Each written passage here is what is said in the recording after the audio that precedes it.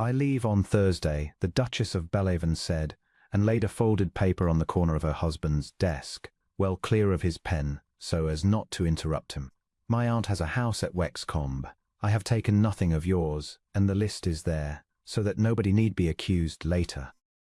The Duke of Bellhaven finished the line he was writing before he looked up, which was a thing he would remember afterwards for the rest of his life. "Thursday," Orlando repeated. Thursday. Theodosia stood with her hands quiet in front of her, in the grey morning gown she had worn 100 times, and there was no tremble anywhere about her. "The Wexcombe road is good in October. I shall be there before dark." He waited for the rest of it. There was always a rest of it with women, the pause, the lifted chin, the small catch of breath that meant she wished to be asked to stay. He had grown up in a house full of such pauses. He knew the whole vocabulary of them and had long ago decided he would not learn to answer.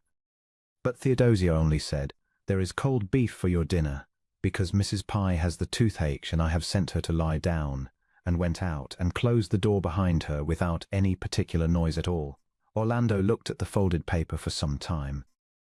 Then he went back to his letter, because the drainage on the West Farms would not settle itself, and because he was quite certain the paper would still be there on Friday, and so would she. They had been married 3 years and 1 month. He had never lied to her. That was the thing he had always told himself, and it happened to be true, and he had worn it like a decoration. Her father had made a great deal of money in coal and canals and had wanted a coronet on his daughter's writing paper. Bellhaven had 400 years of stone and no money whatsoever. The lawyers had drawn it up in 11 days. Orlando had stood beside her at the altar and paid her the compliment, as he saw it, of never pretending to a passion he did not feel. He was courteous. He was never once unkind. He gave her the run of the house and a generous allowance, and the freedom to order the gardens as she pleased, and in exchange the roof of the east front had been made good, and the mortgage on the Laundon acres discharged, and if she wanted more than that she had never asked for it. She had never asked for anything. He had thought that a great convenience. It did not occur to him until the Thursday, standing at the library window with his hands behind his back, that a woman who asks for nothing may simply have stopped expecting to be given anything. The carriage came round at 9. He watched from behind the glass while the boxes went up, 2 boxes only, and while she said something to the head gardener that made the old man take off his hat and hold it against his chest. She did not look up at the window. Orlando told himself that he would go down. He had a full minute in which to do it. He stood there with his hand flat against the shutter and the pain cold under his knuckles, and he did move, because he could not think of a single sentence he had the right to say, and a man who has never begged for anything does not know how to begin. The carriage went down the avenue and out between the lions and was gone. Nothing happened for 2 days. He had expected that. He had expected, if he was honest, a letter by Saturday. On the 3rd day the flowers in the great hall died. He noticed it going in to dinner. The tall blue jars either side of the stairs, which had held something living every single day since his wedding, held brown stalks in green water. He stopped and looked at them for a long while, and then he asked the footman whose business they were, and the footman said, with the particular blankness of a servant who is being careful, "Her Grace is your Grace. She cut them herself." Orlando had lived in that hall since he was 4 years old. He had never once wondered where the flowers came from. After that it came apart quickly, the way a hem does. Dinner was served at 7 and was quite wrong. It emerged that Her Grace had altered the hour to 6:30 in his first winter, because he came in from the farms cold and ate better warm, and had never mentioned it. The schoolroom over the stables, which he had vaguely supposed was a store, held 11 slates, a globe with the varnish worn off the Atlantic, and a list of names in her hand. The almshouse at Ford End had a new roof. Mrs. Pye, when he asked her, wept into her apron and had to be given a chair, and then said the thing that undid him. "She had your notes in her book, Your Grace, pressed flat as flowers. My notes. 3 of them, sir. She showed me thee once, when she'd had a hard day of it." He found the book that night, in the little room off the morning parlour that he had never entered, on a table by a window with the best light in the house. A plain housekeeping book ruled in her small hand. Candles, mutton, the sweep, the mason at Ford End, the schoolmistress's quarter, all of it set down and totaled, and at the back, between the last page and the board, 3 slips of paper. Madam, I shall dine in town Thursday. B. Madam, pray order what you think best for the West Corridor. B. Madam, the lawyers require your signature. B. That was the whole of it. 3 years of a marriage.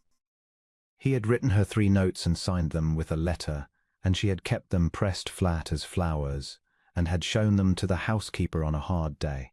The Duke of Bellhaven sat down at his wife's little table in the good light, with the book open in front of him, and discovered at the age of 39 that a man may be perfectly honest, perfectly courteous, and perfectly hollow, and that nobody in the world will tell him so until she is already on the Wexcombe road.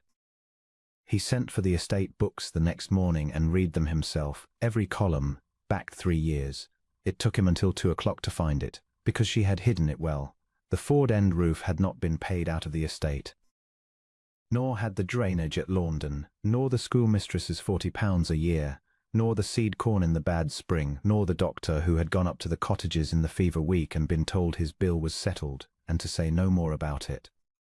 All of it had come out of the allowance he had given her to buy gowns with, and it had been entered in the ledger under a plain hand and no name, and she had never once mentioned any of it, not even when he complained at dinner about the cost of the West Farms. Orlando closed the book. He had married her money. It had never crossed his mind, in 3 years, that she might have been quietly spending it on his people while he congratulated himself on his honesty. He was at Wexcombe by Friday. The aunt's house was small and white and smelled of apples, and Theodosia came into the parlour in a plain blue gown with her sleeves pushed up, having been doing something with a basin, and she was not pale and she had not been weeping, and that was somehow the worst of it. She looked well.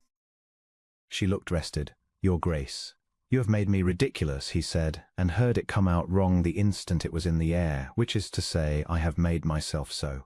Theodosia, I did not know about the roof at Ford End. No, she agreed. You paid for it. It wanted doing. You might have told me. I did tell you. She said it without any heat at all, which made it land the harder. In February, at breakfast, twice. You said, do as you think best, madam, and you read your paper. She sat down and folded her hands. I did not mind. I want you to understand that I am not here out of grievance. You never promised me anything you did not deliver. That was the difficulty. Then come home. Why? The question sat in the little apple-smelling room and would not be moved. Every answer that came to him was an inventory. The flowers were dead. The dinner hour was wrong. There was a globe in the stable loft with the Atlantic worn off it and 11 slates, and he had not known. All of it was still the language of a man counting his losses, and he could hear how it would sound in her ears. Because the house does not work without you, he said at last, and because it was never a house at all, and I was too careful a man to find that out until it stopped being a home. Something moved behind her eyes, but she shook her head. You have discovered that I am useful, she said. You knew that when you married me. You had it in writing. He rode back to Bellhaven and did the only thing he could think of, which was the thing that cost the most. He instructed the lawyers on the Monday. The whole of the Winterbourne settlement, the entire fortune that had come to Bellhaven with her, was to be conveyed absolutely and unconditionally to Theodosia, to her sole and separate use, without any reservation whatever, and with no condition attached as to residence, reconciliation, or return.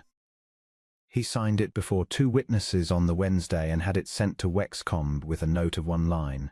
It was always yours. It is yours whether you ever look at me again or not. B. She wrote back within the week, 5 words. You have paid a debt.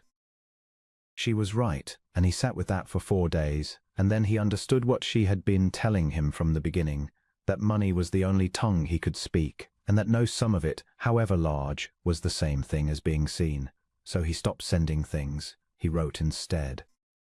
Once a week on a Sunday, and never once asking her to come back. He wrote that he had gone up to the schoolroom over the stables and found the reading list in her hand, and had got a woman from Ford End to keep it going, and that the Globe was a disgrace and he had bought another. He wrote that he had learned the names of all 11 scholars, and could not now stop learning names, and that it had turned out the second gardener had been at Bellhaven 41 years. He wrote that he had found her mother's initials cut into the sill of the little room with the good light, and had asked Mrs. Pye about it, and had been told a story about her he ought to have asked her for himself in the first month. He wrote in December that he had dined at 6:30 all winter, and that it was better warm, and that she had been right, and that he was sorry it had taken him 3 years and the Wexcombe Road to say so. He did not ask. Week after week he did not ask. In February she began to answer. Short at first, then not short. He came in March, on foot from the turnpike, because the carriage seemed to him a piece of furniture he had no business hiding behind, and he arrived with mud to the knee, and no gift of any description. She was in the garden, cutting the first of the daffodils into a basket, and she straightened when she saw him and did not come forward. "Theodosia," he said, "I have not come to fetch you. I have not the smallest right to fetch you, and I am not certain I ever had." He turned his hat over in his hands, which was a thing he had never done in his life. "I've come to ask whether you will let me court you. I never did it. I signed for you instead. And I have thought lately that you must have stood at that altar knowing it, and married me all the same, which was braver than anything I have ever done." The basket hung from her hand. A blackbird went on with its business in the hedge as though nothing whatever were happening. "You would court your own wife," she said, "if she will permit it. Badly, I expect. I have no practice." And then Theodosia Bellhaven, who had walked out of a great house in October without one tear, set the basket down in the wet grass and pressed the back of her wrist against her mouth and could not, for a moment, say anything at all. He crossed the grass. He did not touch her. He stood close enough that she might have stepped back and waited, and let her choose it, which was the first thing he had ever offered her without a settlement attached. She did not step back. She put her hand into his, and his fingers closed round it, and neither of them spoke for a long minute in the March wind. She came home in April, and she came in her own carriage, bought with her own money, which he thought entirely right. The blue jars in the great hall have never been empty since. Dinner at Bellhaven is at 6:30. There are 19 scholars now in the room over the stables, and a globe with the Atlantic still on it. And on the table in the little room with the good light there is a plain housekeeping book, with 3 slips of paper pressed flat at the back of it. The Duke would not have them thrown away. He says they are there to remind him what a man's whole heart looked like in the years when he was too careful to spend any of it.